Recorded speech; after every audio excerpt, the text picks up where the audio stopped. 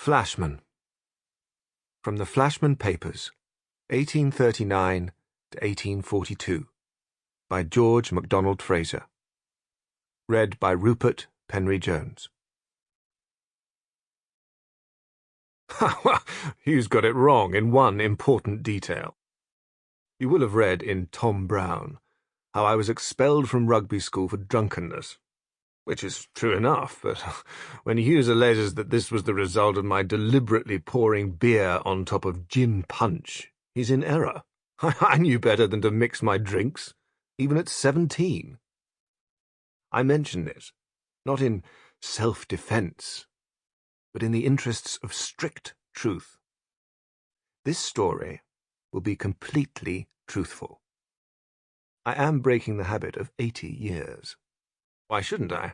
When a man is as old as I am, and knows himself thoroughly for what he was and is, he doesn't care much. I'm not ashamed, you see. Never was.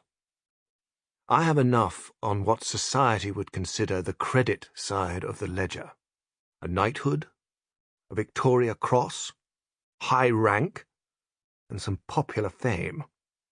So, I can look at the picture above my desk of the young officer in Cardigan's Hussars, tall, masterful, and roughly handsome as I was in those days, and say that it is the portrait of a scoundrel, a liar, a cheat, a thief, a coward, and, oh yes, a toady.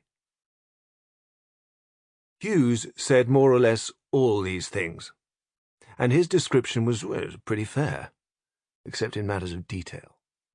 But he was more concerned to preach a sermon than to give facts. But I am concerned with facts, and since many of them are discreditable to me, you can rest assured they are true. At all events, Hughes was wrong in saying I suggested beer. It was Speedycut who ordered it up, and I had drunk it on top of all those gin punches before I knew what I was properly doing. That finished me. I was really drunk then. Beastly drunk, says Hughes, and he's right. And when they got me out of the grapes, I could hardly see, let alone walk. They bundled me into a sedan, and then a beak-hove in sight, and Speedycut lived up to his name and bolted. I was left in the chair, and up came old Rufton, one of Arnold's housemasters. "Good God," he said. "It's one of our boys. Drunk. Take him up, Chairman. Take him to the school. He shall go before the doctor for this." So they bore me off in procession, with old Rufton raging behind about disgusting excesses and the wages of sin, and old Thomas and the chairman took me to the hospital and left me on a bed to sober up. It didn't take me long, I can tell you. Arnold had no use for me at the best of times. The least I could expect was a flogging before the school, and that was enough to set me in a blue funk. But what I was really afraid of was Arnold himself. They left me in the hospital perhaps 2 hours, and then old Thomas came to say the doctor wanted to see me. I followed him across to the schoolhouse, with the fags peeping round corners and telling each other that the brute Flashy had fallen at last.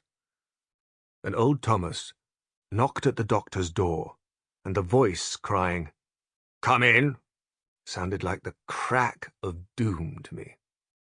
He was standing before the fireplace with his hands behind, looping up his coat-tails, and a face like a Turk at a christening. I was as scared in that minute as I've ever been in my life.